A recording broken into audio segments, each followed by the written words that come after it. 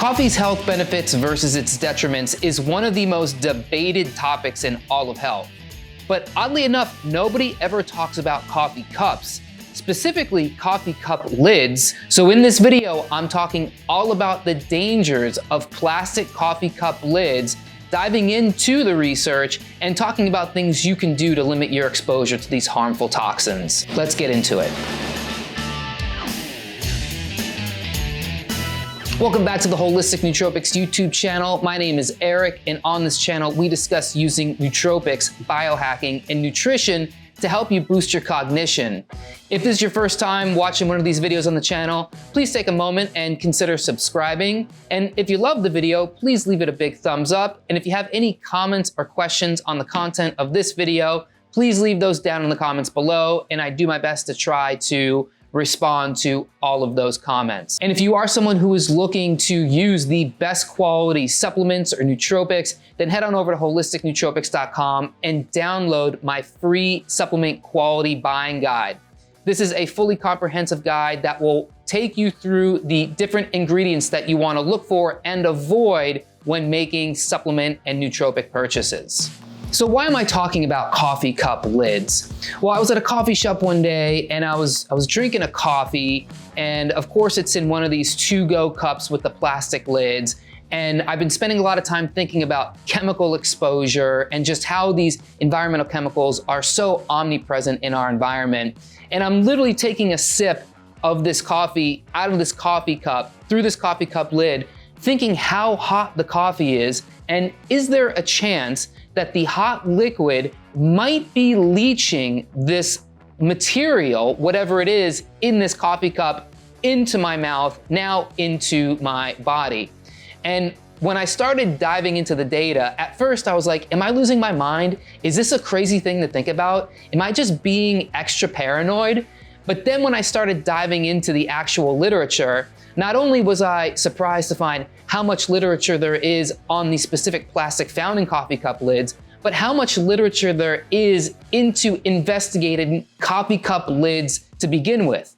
What this means is that there's a lot of smart people who are just as curious as me, and hopefully you, on this topic of hidden toxins found in normal everyday consumer products, especially something like coffee cup lids, especially considering coffee is a $500 billion industry, and much of that is being consumed through plastic to-go cups like you find in different coffee shops and retail outlets. So the most common material you're gonna find in coffee cup lids is actually called polystyrene, also known as plastic number 6. And there's actually quite a bit of research on polystyrene, this specific plastic. And what they find is that when polystyrene is exposed to heat, it breaks down into these nanoparticles. And when these nanoparticles get into your body, they bioaccumulate in your liver, your lungs, your digestive tract, and they can even cross the blood-brain barrier. Now, once in your brain, polystyrene shows to be very disruptive to optimal cognitive health. It inhibits acetylcholine production, it causes oxidative stress, it also inhibits other neurotransmitter production. So really what it's gonna start doing is messing with these very important processes in your brain, and you might start feeling this in your mood and overall cognitive function. And just plastic in general tends to be very harmful to human health. Of course, you can search all over the internet, all over PubMed, all over these different academic publications, and find all kinds of research into the harmful interactions of plastic in the body. One of the most common things it does is it actually accumulates in your visceral fat tissue and boosts visceral fat in your body. It also slows down your general metabolism. The biggest problem with polystyrene research is that there's just not a lot of data in humans. There's plenty of in vitro and animal studies to make fairly logical conclusions as to what polystyrene can be doing in the human body. It's not like there's gonna be a human study that comes out on polystyrene and we're gonna find health benefits on it, but there's all of this research in animals, which is good, but you know, a lot of people might look at this and justify it as a reason to think, hey, you know, if there's no human studies on it, then we don't know what's wrong with it, so it can't be that bad. But how you should be really looking at this is the way I look at it, which is, why aren't there more studies on polystyrene, considering how exposed we are to it? This is great that they have research into animals. You know, I've always wanted to know, you know, what are plastic coffee cup lids doing to zebrafish? Now we know that it's incredibly harmful to zebrafish health. So zebrafish, you should probably chill out on all that to-go coffee. I don't know why you need 3 extra large Dunkin' Donuts coffees in the middle of summer, but chill out.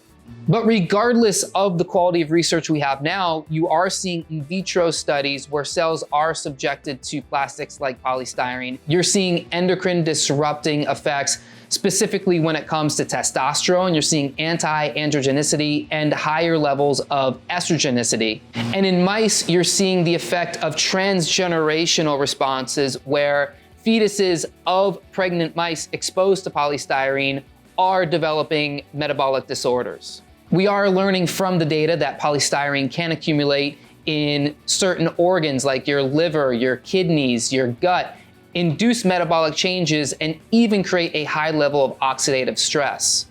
The exposure of polystyrene in these organs eventually leads to altered ATP production, altered lipid metabolism, and overall neurotoxic effects. And when polystyrene is consumed orally, like, I don't know, when you're drinking a hot liquid through a plastic coffee cup, you're seeing the polystyrene actually get into the digestive tract and disrupt the homeostasis of the entire digestive system. You're seeing issues like increased general dysbiosis, you're seeing overall disruptions of lipid metabolism, and you're also seeing breakages in the gut wall lining. And of course, these issues are going to translate into a disrupted gut-brain connection.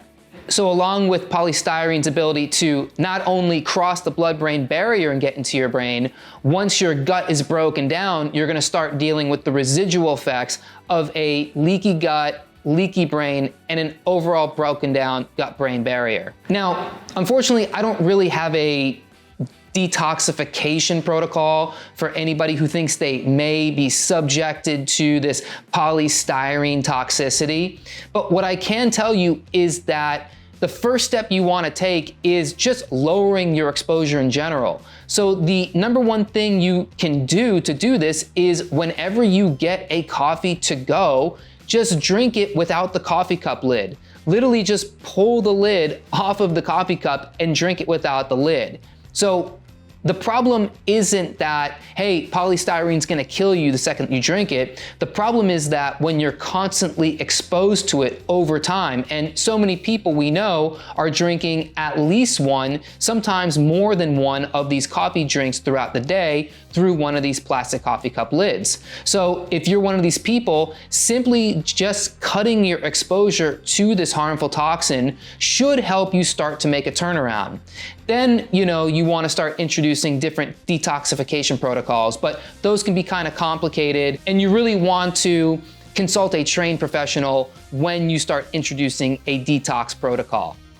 And the promising thing is that there is more and more research coming out. Hopefully there will be more human trials in the future that we can start to make more direct conclusions on the harmful toxicity of specifically plastic coffee cup lids. But in the meantime, you can use the data that I've presented here in this video, start doing your own research and see for yourself that polystyrene is really not something that you want introduced in your body, especially if you're someone who's trying to optimize your physical and mental health. But I'd love to know what you think. Please let me know your thoughts down in the comments. Do you drink coffees regularly through coffee cup lids or tea or any kind of hot liquid like this? Do you think you may be dealing with some sort of polystyrene toxicity? Let me know down in the comments. Also, if you are interested in learning more about different natural ways to boost your cognition, head on over to holisticnootropics.com and check out the other videos on this channel where we have a full library full of really interesting content pertaining to boosting your brain power holistically. Otherwise, I will catch you on the next video. Thanks so much for watching.